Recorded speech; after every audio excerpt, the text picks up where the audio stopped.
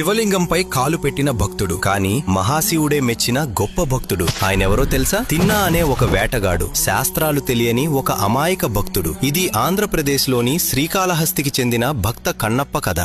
ఒకరోజు అడవిలో ఒంటరిగా ఉన్న శివలింగాన్ని చూసి ఇదే నా దేవుడు అని అనుకున్నాడు. ఎవరూ లేరు, చూసుకునేవారే లేరు అని అనుకొని శివుడిని తన దేవుడిగా స్వీకరించాడు. నా దేవుడు ఆకలిగా ఉంటాడు అని భావించి స్వర్ణముఖి నది నుంచి నోట్లో నీరు తీసుకువచ్చి శివలింగాన్ని అభిషేకం చేస్తాడు. తాను వేటాడిన ఉత్తమ మాంసాన్ని నైవేద్యంగా అర్పిస్తాడు. ఉదయాన్నే వచ్చిన పూజారి శివలింగంపై ఉన్న ఎంగిలి చేసిన మాంసపు ముక్కలు చూసి దిగ్భ్రాంతి చెందేవాడు. ఎవరో అపవిత్రమైన పూజ చేస్తున్నారని బాధపడుతూ మహాదేవుడిని ప్రార్థించేవాడు. ఆ రాత్రి పూజారి కలలో శివుడు దర్శనమిచ్చి, రేపు దాక్కుని చూసి నిజమైన భక్తి ఏంటో తెలుసుకో అన్నాడు. మరుసటి రాత్రి పూజారి దాక్కుని చూస్తుండగా కన్నప్ప శివలింగం ముందు తాను ఎంగిలి చేసిన మాంసపు ముక్కలు అర్పిస్తూ భక్తితో తన పూజను ప్రారంభించాడు. అప్పుడే శివలింగం కుడి కన్ను నుంచి రక్తం కారడం మొదలైంది. కన్నప్ప భయంతో ఆతృతతో ఔషధమూలికలు పెట్టిన ప్రయోజనం లేకపోయింది. వెంటనే కన్నుకి బదులు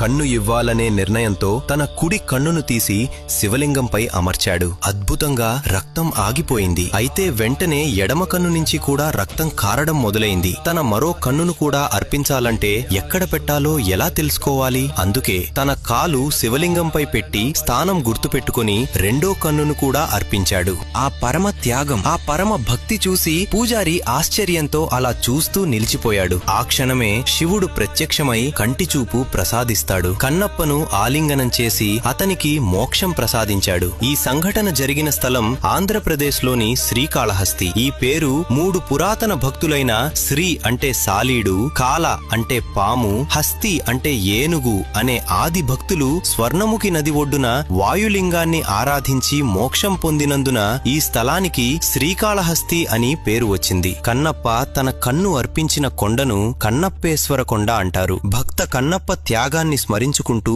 కామెంట్లో హరహర మహాదేవ్ అని తప్పకుండా రాసి మా ఛానల్ని సబ్స్క్రైబ్ చేసుకోండి.